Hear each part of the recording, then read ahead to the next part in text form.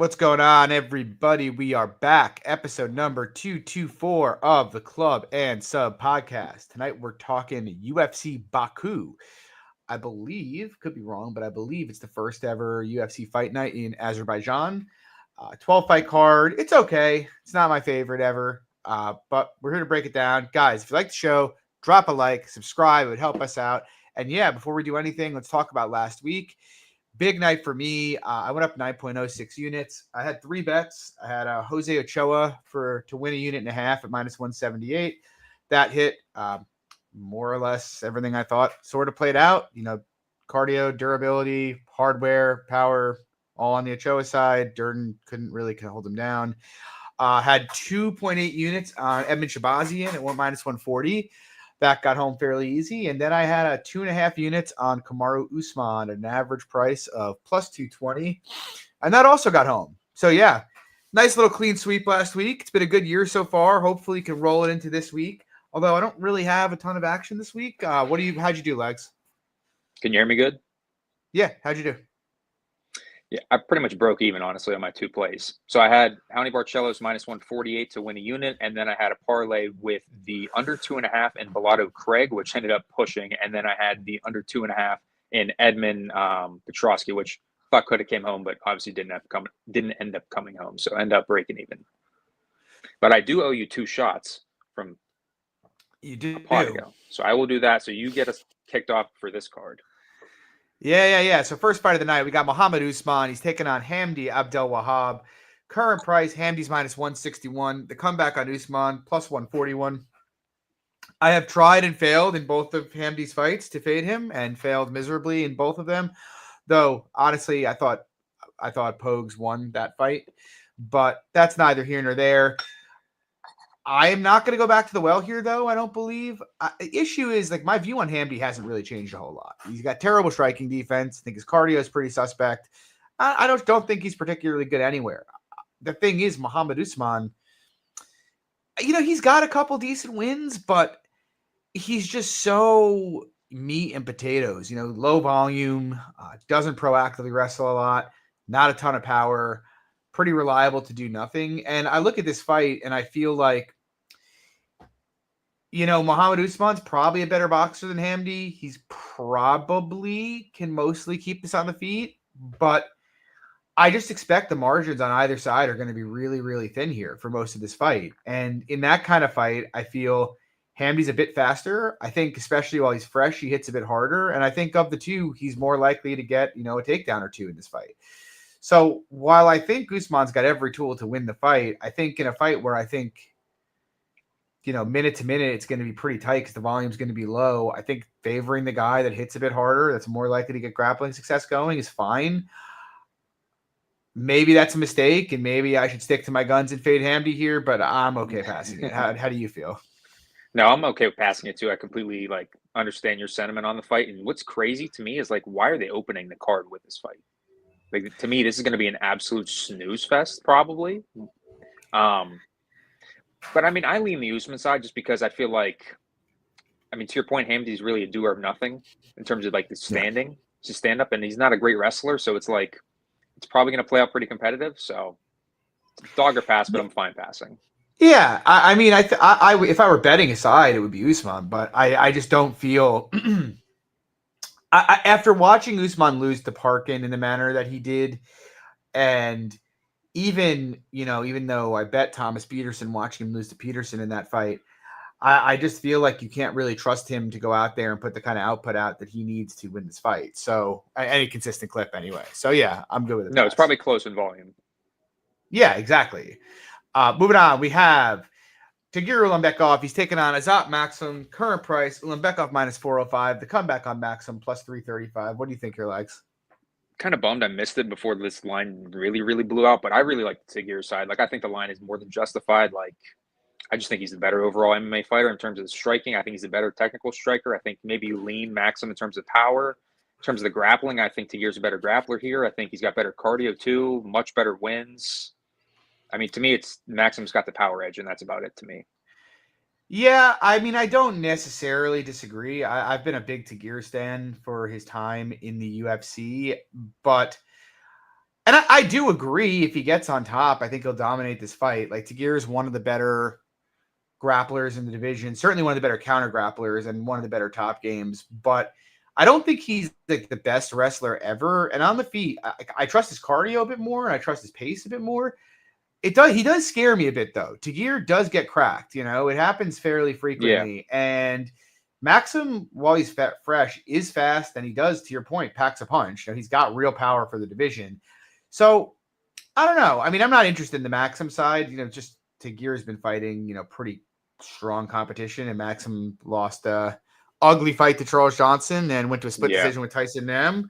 But yeah, I don't know. I kind of think it wouldn't shock me if Maxim makes this closer than the line implies, just because I don't think Tagir's grappling or his wrestling, pure wrestling and takedown game is all that good. And I think while Maxim is fresh and has his explosiveness there, he might be able to keep it standing. I do think the later it goes, he'll probably get broken down. But yeah, I mean, I think Tagir is better, but I feel Maxim can make this a pretty competitive fight for parts. So maybe if there's a big round one KO number, round 2 KO, something like that, I'll take a shot. But yeah, again, I'm no interest in betting it. Moving on, we have two awful fights here in our next two. First one, we have Irina Alekseeva taking on Claudia Sigula. Current price, Alekseeva minus 255. The comeback on Sigula is plus 215. What do you think, Lex? Well, first off, like, this is a fight that you start the card off with. An absolute fight banger, that shouldn't really be in the UFC, really. That's fair also. For starters, I like the under. I think it's going to be absolutely violence either way. More often than not, though, I do think that Alekseeva ends up finding a finish. Now, this is a fight for sure, though, John, when we talk about, like, fading shit with shit. This is it, really. Like, even though Sigula is probably one of the worst to ever do it and one of the worst to ever get signed by the UFC, like, I mean, she's an okay striker, but outside of that, there's really no skill you can really point to that's UFC level. I mean, even the striking's pretty low volume. Doesn't really pack a punch. Alekseeva on the other side, though, like, not very technical. She's just going to come forward, just trying to create a brawl. And she probably finishes her, I think. I don't know if I'll get to a bet or not, but there is a part of me that like wants to bet the Sigula side in this fight, just if for no other reason than Sigula is 26 years old. She's got a striking edge here. There is some upside for improvements for her, in my opinion, and especially her training at ATT now too, switching camps. Yeah, exactly. And Alekseeva on the other side, just 35. I don't, she's really kind of a meme submission specialist. Like, I don't think she's like a really good grappler, honestly. Like, like the Mullins fight was an ugly performance for Sigula, but I think Mullins is much better on top than Alekseeva is. And like Alekseeva is going to give up position a lot.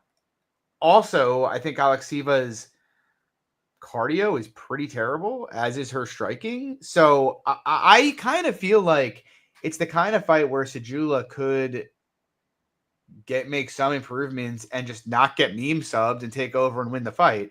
Am I confident in that? Do I want to bet it? I don't know. I mean, not really. I mean, she could have some wrestling success too. Yeah, Sigula, that is, like, she's done it on the regional scene a little bit. Yeah, I agree. And Alekseeva, I just think Alekseeva is terrible. Now she is big, I get it, and she could, like Tim saying it in the chat, she could get on top of her with head and arm throw or whatever, and maybe just dominate that way, and that's probably enough to stay off it. But I don't know. I think it's kind of a gross fight, and I feel like thinking that there's anything value-wise on like the Alekseeva minus 260 seems nuts to me. Marcus, is that a compliment about the mics, or is that an insult about the mic? I need to, if this sounds bad, like, let me know in the chat, please. Yeah.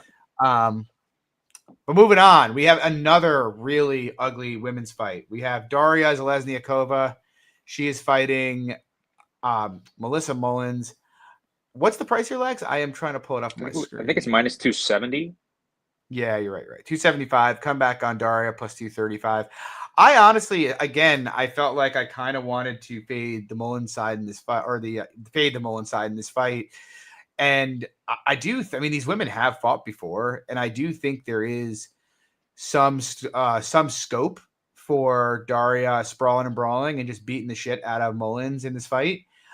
But, that was happening in the first fight, and then Mullins got on top and dominated her. And the biggest issue I see, I don't think Mullins is a great wrestler at all. I think Daria's first level is okay. The problem is the moment Daria's back gets flat on, the mat, it's just there's nothing there. She's terrible on bottom. She gives up passes very easily. She's got really poor submission defense. So I probably won't bet her just because I could easily picture Daria whooping her ass for 6.5 minutes in this fight, but Mullins finding 3 takedowns and winning 30-24, So yeah, I mean, look, I just think the upside on the Mullins side is just considerably higher than it is on the Daria side. What do you think, Legs? No, again, another one where I lean the chalk here for this one, 100%. For me though, it's it's tough laying it with. I would never lay it with Mullins at this kind of number just because she is so hittable on the feet. But a few takedowns in, it's easily her fight. You know what I mean? And then she has a huge cardio edge, huge grappling edge. I think she probably should be able to finish the fight. Yeah, I tend to agree.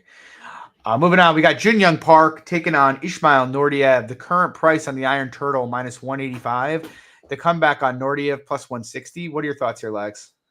I like the Iron Turtle here. Hope the price comes in a little bit though. I'd like maybe -170 or better. I just feel on the feet he can push a little bit of a higher pace than Nordivv. Obviously fought the much better guys in the UFC. He has a long tenured UFC vet. In terms of the grappling too, I would lean Park in terms of having the advantages there as well. Better cardio as well too. So it's an interesting fight. I feel like Park has just a lot more toughness and a lot more heart than what Nordivv has. 100%. We've seen Nordivv. I watched back that Jerry Al-Sawali fight, and I'm not even sure. The way his leg collapsed was just weird. He got kicked 4 times. It didn't, and then the last time he got kicked, kind of waited 5 seconds and was like, "Oh my God, my legs hurt." It just seemed like he quit, and he's obviously been chinned a few times. Obviously, he lost the fight back in the day to Chancellor and Roundtree. And Park, on the other hand, he's super durable. He's got a ton of heart. And when a fight starts rolling downhill, he tends to, push the pace heavy. The problem, I shouldn't say problem. I don't think Nordivv is massively outgunned physically though. He's a decent striker, decent kicks, decent power. He's a pretty good wrestler. I think he's probably the better wrestler than Park is in this fight. So okay. I don't know. I think Park's got a lot more finishing upside on his side in this fight, and I do think if Park gets the momentum moving in his favor, he's probably going to do his thing and snowball it, because Nordivv does seem to me like the kind of guy who, when something goes wrong, he's just going to panic and everything's going to go downhill from there. But I don't think it's that easy a fight. I think if Nordivv gets off to a good start, it could be a really competitive scrap down the stretch, especially because I don't think Park hits all that hard. So no, I don't attrition based. 100%. Yeah. And I could see Nordivv kind of stopping him from getting his game going. So I lean to Park just based on, quality of wins, toughness, cardio. I think all of those are in his favor, but it's not the most passionate take I've ever had. No, not to mention it's rough getting dropped by Brad Tavares in his last fight. Yeah. Yes. Especially in this generation of Brad Tavares.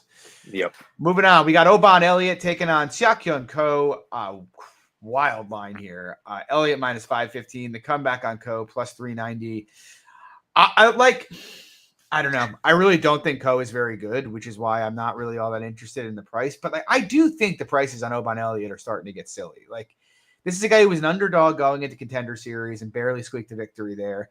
The most impressive thing he's done in the octagon to this day still is beat Preston Parsons in a fairly competitive decision. And he's getting he had a -500 price tag against Basel Hafez as well. And that was not until he finished Hafez. That fight was very, very much in doubt. I don't mind Elliot. He's a good striker. He's a pretty good grappler. He's a pretty good counter grappler. He's got good cardio, but he's not great at anything. He doesn't have a lot of power. I don't think he's a particularly dangerous grappler. And he's getting priced up he's a dominant Dagestani wrestler. And Ko, I'm not really very high on Ko. He does have a decent left hand, a little bit of pop on it. I do think he's outskilled everywhere in this fight, by a firm amount. But I do think it's like I don't think Elliot's going to have huge grappling success, and if he doesn't, it's like, man, minus 500 on Elliot's a bit insane. I just don't really want to fade him with a debutante. Like I was ready to fade Ko a few weeks back with Billy Goff. I don't think Ko is a particularly strong fighter. So I'm not going to fade him, but like, man, I hope Elliot runs through him. Like the prices on Oban Elliot are getting crazy. What do you think, Legs?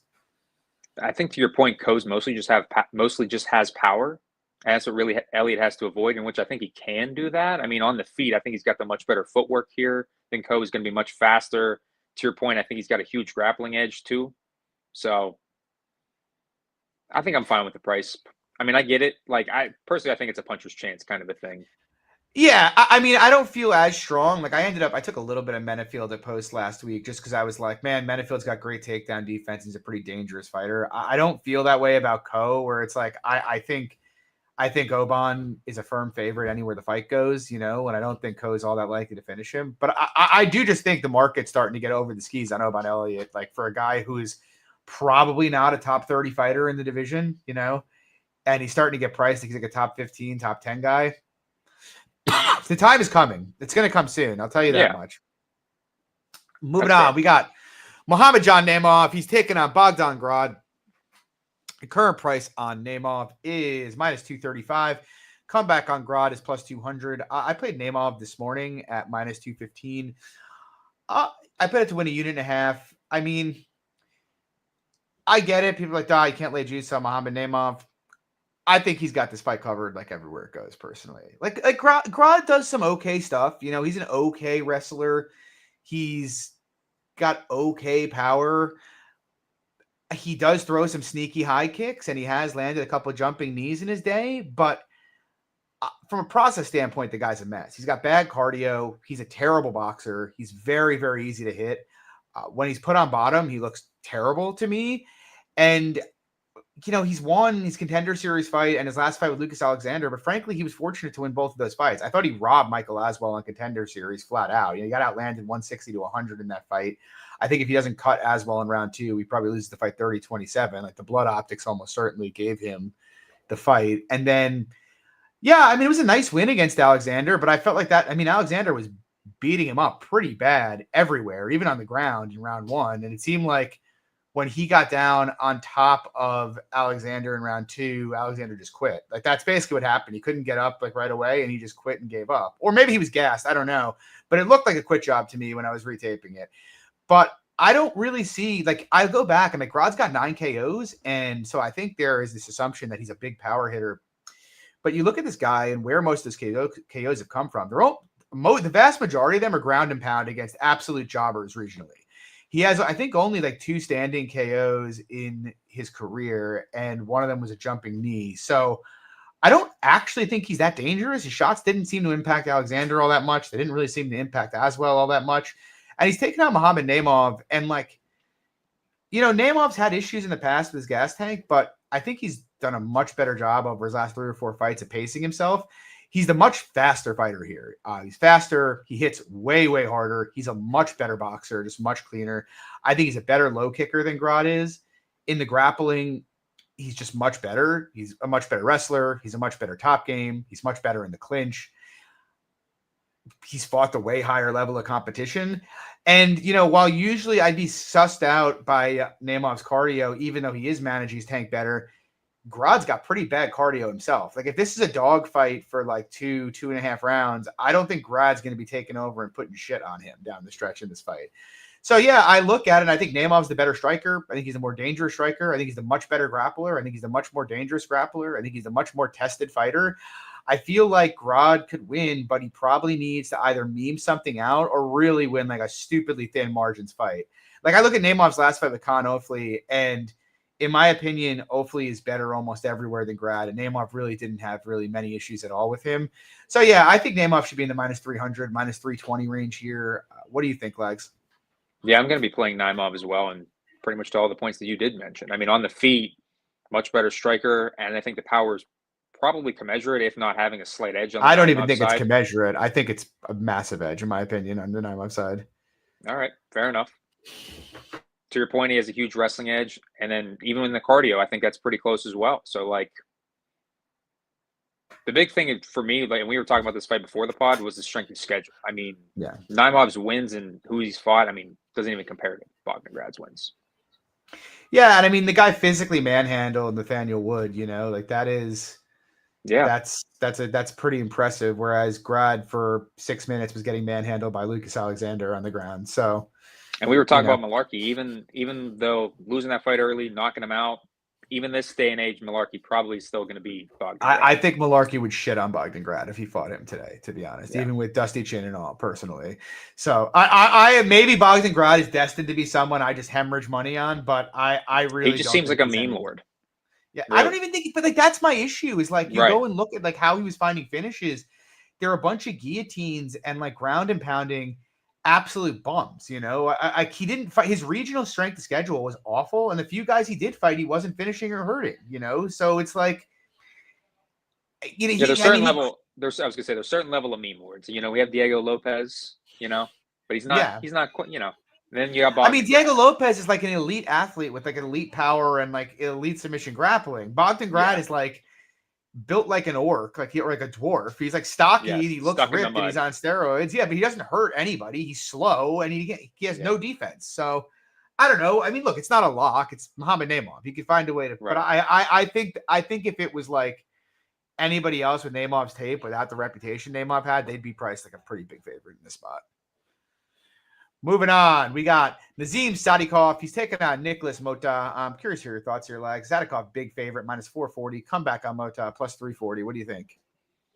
You know, I feel like a lot of people will say the line's wide, and like to a degree, like, you know, I would agree it's wide to an extent. Like if you told me Sadikov was though like minus 300, 325, I wouldn't have an issue with it personally. Like in terms of the striking, I think he's got durability edges. I think he's got the power edge personally. And I think he's got a decent wrestling edge if he's going to it. Obviously, that's not going to be his plan A, but it's always there in his back pocket. So I don't think he has a power edge. I think Mota hits a fair bit harder. However, I do think the hardware in general favors Sadikov to a massive degree. You know, Sadikov can take a fucking hammer, and Mota is very frail, if we're being honest. Yeah, I like 100%. Mota. I've bet him a bunch in the past, but he's chinny. Let's be honest. He's not all that hard to hurt. And to your point, the other big thing here is like Mota, when he's been put on his back, you know, he's got okay first level takedown defense, but if you take him down, he's kind of a fish out of water. Having said that, like I have considered playing Mota. I don't know if I'll get there, but if they're striking for 15, I mean, Mota's going to have plenty of success, in my opinion. Like, he's going to land plenty of shots on Sadikov, who is very, very hittable. And, like, look, Sadikov is a lot more durable, but we have seen Sadikov hurt a few times in the past. So I do think Mota is live, but the problem is just, I mean, when the guy's got a hardware edge and a grappling edge and probably a cardio edge as well, that's kind of not really something. And, like, if we're being honest, he's got way better wins than Mota has, too.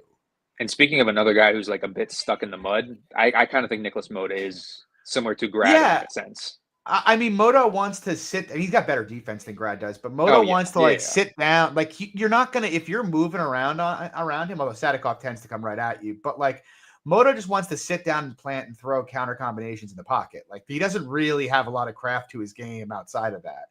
So I do think Sadikov is the much more skilled fighter here.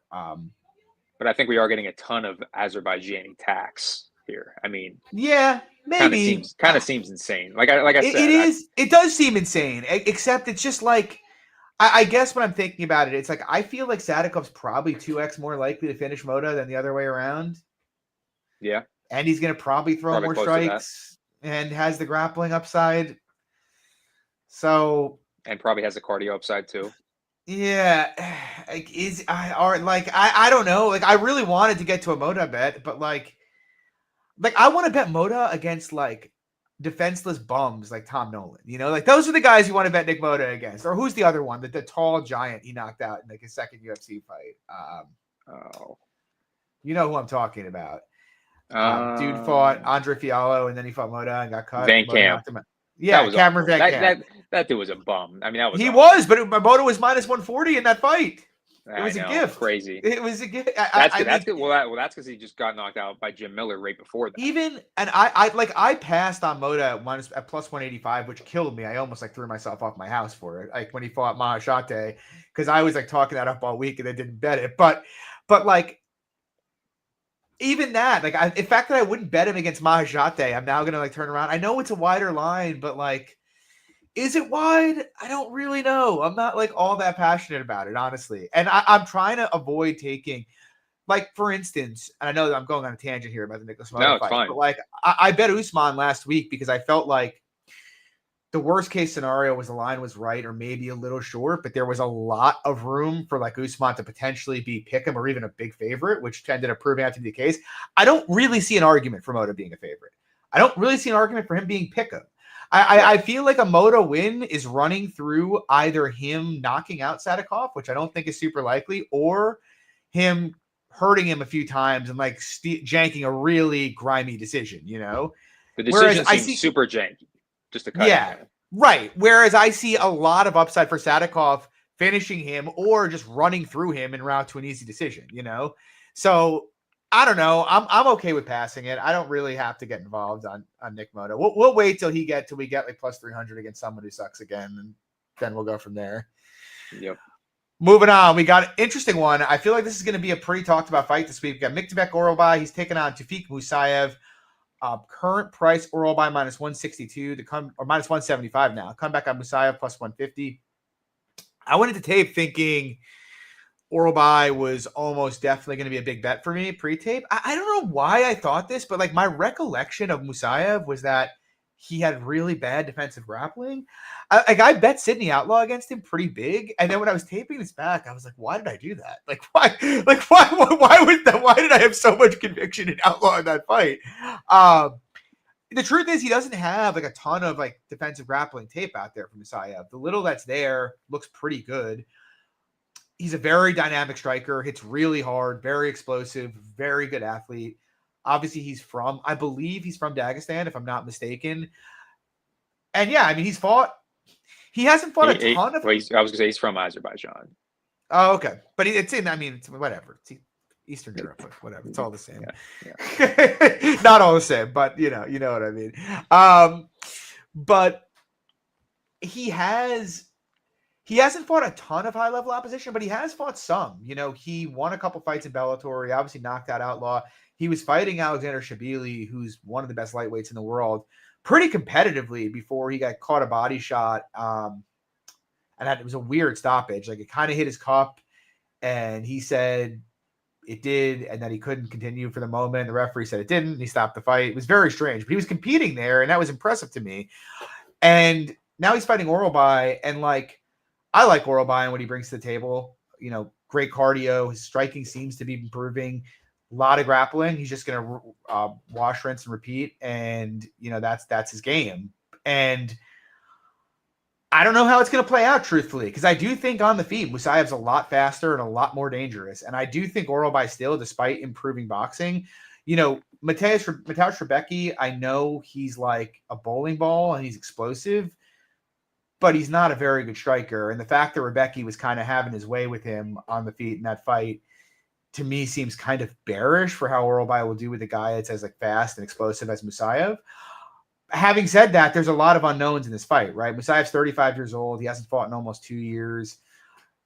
There's not really a lot of grappling tape on him on bottom, and he's getting a guy in Orova who's a very good grappler with great cardio, who's going to press it hard. And Orova is only 27 years old and probably improving. So like that dynamic alone, that Orova is that much younger, and you know he is the grappler in this fight, and he can do it for 15 straight minutes, makes me slightly lean to the Orova side, but not nearly enough for a bet. I feel like Orova in the minus 150 to minus 185 range is fine. Like there's a lot of uncertainty in the fight, but if there's a high amount of uncertainty, give me the much younger guy who can grapple for 15 straight minutes. You know, I feel like he just has more dominant favorite upside. What do you think? Truth be told, I did not know of Musayev really at all. Like, I mean, listen, I watched a little bit of, you know, PFL and Bellator outside of UFC, but, you know, got into the sport relatively, you know, a couple years ago, relatively new to the sport, you know. So I had to pretty much watch a lot of his recent tapes. And yeah, to your point, there is not a lot of defensive grappling footage. And dude does hit really hard. Most of his wins are by knockout, and that's kind of Orobai's biggest liability, really, is his striking. Dude's striking defense can be got at. I'd be looking at an under if fight doesn't go. Right now, it's at -180. Fight doesn't go the distance. I think that covers both paths. Both Mustafayev on the feet could find a knockout there. I know Orova is shown to be really tough, but I mean, you can only eat the damage for so long. And then in terms of Orova, I think you can find the finish on the mat too. Yeah, fair enough. Fair enough. That is an interesting look at it. Moving on, we broke this fight down once before, a couple months back. I am pretty surprised that they are still committed to this, but we have Curtis Blaydes taking on Rizvan Kuniev.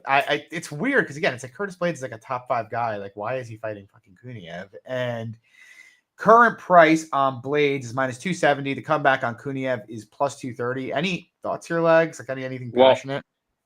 Here's my one passionate thing. It's not even about the fight itself. It's about the location of the fight. Can we talk about how shameless it is the way they moved this fight from the U.S.? I think it was booked there twice now. And now they're like, you know what? We really need to have this Kuniev fight Blaydes. You know what? Let's book it in Azerbaijan. It is weird. What do you think? Point. Do you think the line is right? Good question. And I think a lot of people will probably answer with the similar answer of what kind of Kuniev shows up. Do we get a steroided up Kuniev or not? I mean, let's just assume he does. I think Blaydes probably, the line's probably still fine. Like, even in the striking, like, Blaydes is a much better technical striker. I think he's probably giving up the power to Kuniev in terms of the wrestling. I still would favor Blaydes. I mean, you saw Jailton try, hoss around early, and Blaydes was able to find a finish there. Like, I mean, Blaydes has fought the much higher level of strength of schedule. It's really not even close. So it's an interesting, weird fight. And again, to your point, don't know why they are like so keen on rebooking it. Are they trying to push Kuniev? I don't really know. Kind of seems that way, but I think it's a great fight for Blaydes. Yeah, on paper, I agree with you. I mean, he's the better fighter everywhere. He's probably the better wrestler. He's the better boxer for sure. He's the better athlete. The issue is just like, it's not even I don't trust Blaydes, right? Because like it's not the kind of fight that profiles as the kind of fight where Blaydes gets flatlined, in my opinion. Right. But I don't trust Blaydes to really push a heavy optimal pace, fight. Yeah. Like I feel like he'll fight like at a comfy pace, and if Kuniev wants to clinch him up, I could see it. I really wouldn't be surprised at Kuniev landing through. Like, it's funny because like Blaydes obviously a huge man, very hard to hold down. That was like my entire case for him against Almeida is he's going to get taken down, but it's almost impossible to take a guy like Curtis Blaydes back. Yeah. But having said that, I do think he can get taken down here a few times. And like with that dynamic where this could be kind of a low-ish volume fight, and Kuniev might want to push him into the clinch a bit, hit a couple takedowns in there. It's the kind of fight that leaves open a lot of room for error on the judging side of things, right? Like if Blaydes isn't keeping it a distance and like pumping the jab and like hurting him, and it turns into like they each land 10 to 15 strikes around, and then you have Kuniev just pushing him to the fence, I could easily see Blaydes dropping a decision in a fight where he lands the cleaner strikes but gets clinched up a bit and taken down 3 or 4 times. It's really not that hard to imagine for me.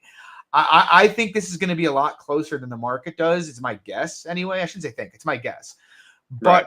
I have no interest in Kuniev just because I do think if one of these guys is going to come out and just absolutely blow through the other one, it's almost certainly going to be Blaydes. He's the better fighter. He really shouldn't have any issues with it. I just don't really trust Curtis Blaydes to stick to, a comfortable game plan against a guy that's going to probably get in his face and, try to make things a little bit dirty. But I do think Blaydes is better here. I think he should win. But I don't know, man. Something about it, the whole thing, like to your point, moving into Azerbaijan, Curtis Blaydes kind of being an afterthought at this point. The whole thing kind of stinks. And the UFC seems to hate Curtis Blaydes. I mean, I get it. Yeah, he gets a title fight. He gets a title fight, but it's at 5 a.m., Yeah, right. In right. England. Exactly, yeah. So it's a Halalawa is saying he'll get a result on Kuniev round 1. I could see it. I mean, Blaydes has been not Blaydes. I used to think Blaydes is really durable, but it's gotten to the point where I think he's, I don't want to say chinny, but he's not the most durable. Before he brought up the round 1 comment, though, I mean, even the under is like pick 'em under 2.5. Fight doesn't go -150. I mean, both you can make a case for both guys finishing. Yeah, I agree. I do agree with that. But yeah, it's an interesting fight. I mean, hopefully we get it. Like I like watching Blaydes fight. Yeah, but to Tim's point, I hope it's not -450 fight to not happen. Hopefully it's like, -450 fight to happen. The Tom KO, I think Blades got hit like weirdly off balance, and then he kind of covered up, and he was fine after. It was honestly probably a good stoppage based on the optics, but like I don't think Blades was all that hurt from it. Like you could see when they stopped it, he was kind of like, what just happened? But Yeah. I mean, that's what happens instead of working up. He just kind of tried to like cover his head. But yeah, I don't know. I have no interest. Moving on, co-main event, banger fight here. Rafael Fiziev taking on Ignacio Bahamundes. Current price, Bahamundes minus 125. The comeback on Fiziev plus 105. I take this pretty deep today. I don't feel very strong about it. I feel like on the one hand, it is the kind of spot that I like to fade Bahamundes in, and maybe I'll do that if the line keeps 100%. moving toward him. Like he's won 3 fights in a row, and like, you know, Fiziev's Big lost step up 3 in in a row. competition. Yeah, a huge step up in competition. Plus, I do think Fiziev's got like he's not as tall or as long as Bahamundes, but I do think he's got the better, you know, physical intangibles here. He's way faster. He hits way harder. I think he's a much more precise striker. I think he's got like some real upside for like butchering Bahamundes' leg in this fight. And I mean, the truth is, Fiziev has fucked up way better strikers than Bahamundes in his career. Couple things still bother me though. Like you know what? I throw the Gaethje fight out, and honestly, on rewatch, I thought Fiziev actually did much better than I'd recalled when I rewatched the second Gaethje fight. However, having said that, Fiziev did look slower to me physically. His kicks weren't as explosive. Like if you go back and watch it, the Moicano fight, the Green fight, and then you flash forward to that, his kicks didn't seem as explosive. His hands didn't seem as explosive. He still fought pretty well in the fight, but he didn't. Now, he was also on very, very short notice and didn't have a training camp. But that concerns me. Bahamundes' size concerns me. It also concerns me that, like, Fiziev, he hangs out at range way too much, which, like, in this fight, he's giving away a lot of reach and a lot of height in it. So, like, if he's hanging out there, he can get hit. Bahamundes is going to land on him. I also get a little bit concerned with the clinch here. Like, Fiziev's really good there, but Bahamundes is just so much taller than he is. And then obviously there's the gas aspect of it where, you know, Bahamundes has like an infinite gas tank, it seems like, and Fiziev's, it's pretty sketchy. Like, I will say this about it. Like, Fiziev does slow down, but he doesn't quit. He fights through it pretty well. Like, even at the end of the Gaethje fight, he was dead gas and still throwing heat back at him. But yeah, I don't know, because it's weird, because I would favor Bahamundes in round 3, and I'd favor Fiziev pretty clearly in round 1. I think it'll probably come down. I mean, look, I shouldn't say that they're both locks to win either round. I just think they're both, you know, firm favorites in each of those rounds. It'll probably come down to round 2 a lot of the time, and it's just I think a lot's going to come down to whether or not Bahamundes figures out the speed and how quick Fiziev's entering. And you know, the one thing that scares me is, like, you look at the start of the Klein fight. Klein was just way too fast for him and hitting him consistently. And then Bahamundes kind of started to figure it out in round 2, and Klein just went to the wrestling. And I know Fiziev did go to the wrestling a bit against Gaethje, but I didn't really love what I saw on bottom there. Like, I don't really think he's going to control Bahamundes if he does that. So, yeah, I don't know. It's a fun fight. Bahamundes' trajectory is obviously on the way up. Fiziev, I don't think it's on the way down. He's only 32 years old. ACL injury is like not that big a deal in 2025. But yeah, I think it's close. If you told me either of them is a small favorite, it wouldn't shock me. I'm not like dying to play a side. If it blows out to like Fiziev plus 150, I would get involved at that point, just because I think the upside then is just so high. But I'm happy to sit this out and watch it. What do you think, Lex? Yeah, to your point too. I'm also not dying to play a side, but I'm not dying to play the other side. And maybe we'll have a shot bet here since we don't have one. Yeah, I would. That would be fun. That? Why not? Let's do it. I'll take the Fiziev side on that. But yeah, 7 inches of height, 5 inches of reach. To your point, the trajectory for Bahamundes much higher. Better cardio. Right, much better cardio. I think even in the wrestling, I think he can hold his own. Like Fiziev, to your point, isn't going to have a ton of success really at all. I don't even think he's going to try to go to it. No, I don't either. Yeah, I don't know. I mean, really, the Gaethje fight, he just looked awfully slow. And I think it's really a point to the wear and tear that this guy is going through in terms of his training. I mean, the guy's fighting how he fights. I mean, he goes to war pretty much every time he goes in a fight. So I also think Gaethje's a bit, even though I think Gaethje's better than Bahamundes, he's kind of a bit easier to outcraft with some of the stuff, you know, Fiziev throws, just because the size difference isn't as big. Like, it's going to be really hard for like Fiziev to be throwing like naked switch kicks against Bahamundes to the body, just because of how much bigger Bahamundes is than him. Yeah. So he's got to close it'll a be lot fun. of distance. He's got to close a lot of distance, and I think Ignacio is going to be able to meet him there.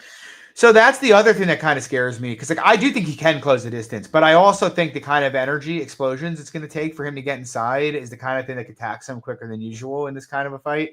Right. Like we saw Giago's, he landed a lot on Bahamundes before he got knocked out, but like he was using so much energy to get inside on him. And I'd imagine Phys's going to. Honestly, the smartest thing Phys could do would be play back, stay back, and just try to pick his spots for calf kicks, because I do think they're going to be available. He's not the most proactive kicker ever, but he did do it a lot against Moicano, and I think it would be the smartest thing he could do here is try to throw off Bahamundes' rhythm and timing with them, and also just do that so he doesn't overextend himself trying to fly into the pocket, But we'll see. Well, especially because if he is trying super hard and does end up trying to gas himself out early, landing those big shots, closing the distance like that, I mean, to your point already, he's a pretty decent favorite in round 1. He shouldn't try to overextend himself to the point that he's now a huge dog in round 2. Yeah, I agree. I agree. I think it's an interesting fight. I'm excited to watch it. I think I'm more interested in watching it than I am in betting on it, at least at this point. I am for this one, but I think for me, number 1 is the Orova fight, just because of so much of the unknowns. Yeah, I mean, that's a great fight too. I mean, there's a couple. It's funny because this card does kind of suck, especially for middle of a fucking Saturday. Do I want to watch this card or do I want to golf? I don't know. It might be a decent Saturday to take. The thing is, we are getting a week off in 2 weeks. So it's do I want to skip it? I don't know. Well, you can also golf before it, John. I mean, geez, I could do that. Yeah, I could. You could do an 8 o'clock, man. I could do an 8 o'clock. Maybe I will do that, honestly. My wife might kill me though if I do an 8 o'clock tea time and then come home and say I'm turning the UFC on. You can take the kids for the whole day. Just send them to the parents, John. That might be the move, or maybe I'll just take them there and put the fight on over there and let my mom deal with them. That might be. Oh, there you go. Anyway, moving on. We got the main event: Jamal Hill, Khalil Roundtree. Both of these guys recently lost to Alex Pereira. Hill fought and lost to Jiri. Also, current price Roundtree -135. The comeback on Hill +115. What do you think, your likes? Yeah, I guess I was going to say it would have been more fitting if we broke this down last night, since it was Father's Day and it is Alex Pereira. Is the father of both of these men. Another fight similar to the Orova fight earlier that I feel like there's just a lot of volatility and a lot of question marks surrounding this fight. I mean, on one side with Hill, I mean, the guys look really slow his last 2 fights. I mean, coming off of the Achilles injury, I mean, which is, I guess, to be expected. I mean, 100%. I mean, the guy was fighting Jiri and Alex Pereira. I get it, elite competition, but to me, athletically, he just looked declined. Yeah, and which is tough against a guy against a guy like Khalil, who's just going to be standing there looking to throw 100% power. Could 100% find the home of Hill. Hill's pretty hittable. I get it being a pretty close-ish coin flippy type of fight, because I feel like if it goes long, you have to favor Hill, the cardio, the volume. But I think the power shots are definitely there for Khalil as well. Yeah, it's an interesting one, and I totally agree on Hill. It's kind of jarring to watch Hill's last 2 fights and then go back and watch some of his fights pre-surgery. He's just he moves so much smoother. He's so much faster. I wouldn't say he's more precise. He's just quicker. Covers distance way better. He gets in and out way better. And I thought he looked look. I don't think you can penalize him too much for losing to Jiri Prochazka, right? Jiri's great, but also he looked very, very stiff and rigid in that fight. Same thing with Pereira. Now, maybe that's something that's going to get better as time goes by, but Achilles injuries tend to ruin athletes' athleticism. The tale as old as time, and they really haven't found a good method for dealing with Achilles injuries yet. But that aside, and I mean that's a big thing, right? Right. Obviously, big thing aside, that huge thing, and the fact that he might not have any athleticism left anymore. Other than that, just put that aside. I do think it's a decent fight for Hill. He's got way better striking metrics. He's a way better boxer. To your point, much better cardio.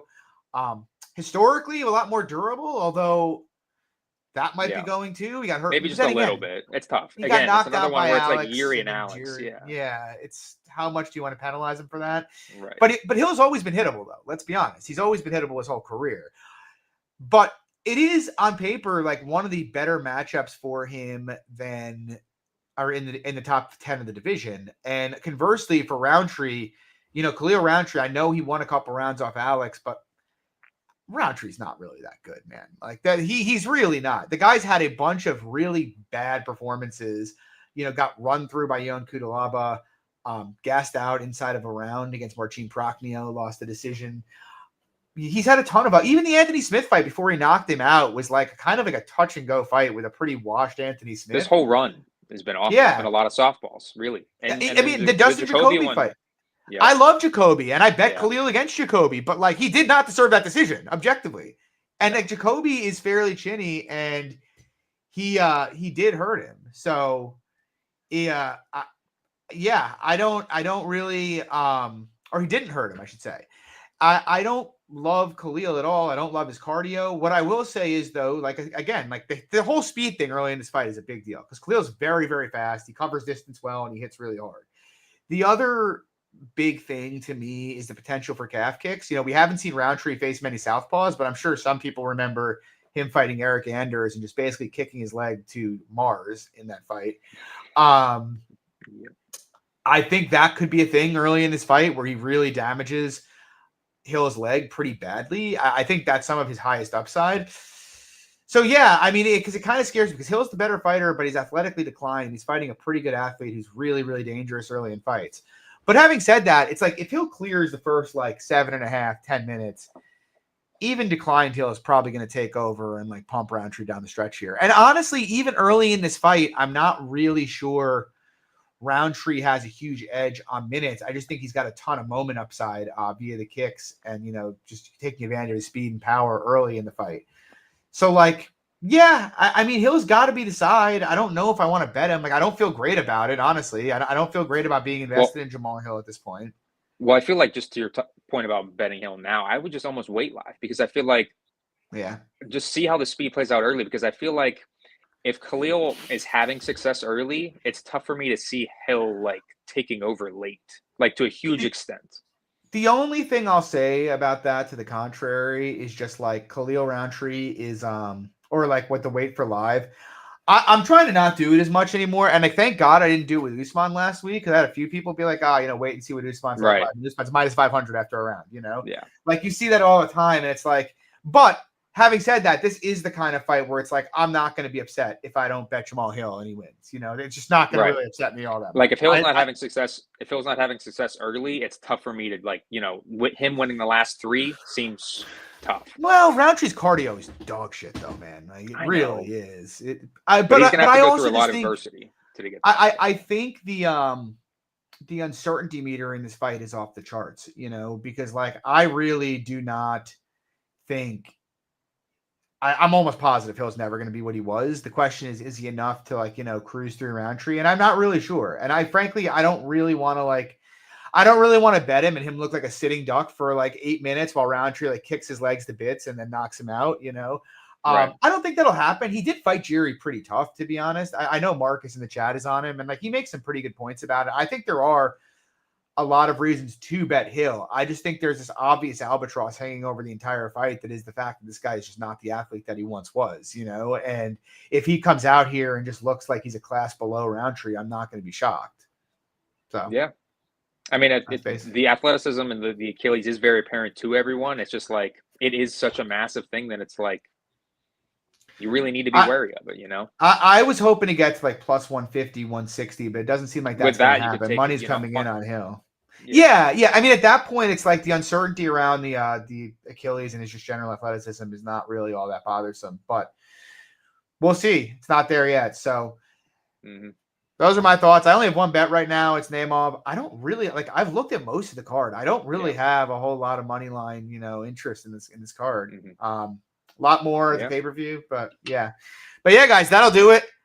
Drop a like, subscribe, share the show. We'd appreciate it. Follow me on Twitter at MMA Fox, Lags on Twitter at Danny_Lags. We'll be back on Sunday. I'll talk to you because I might have something with my family on Sunday.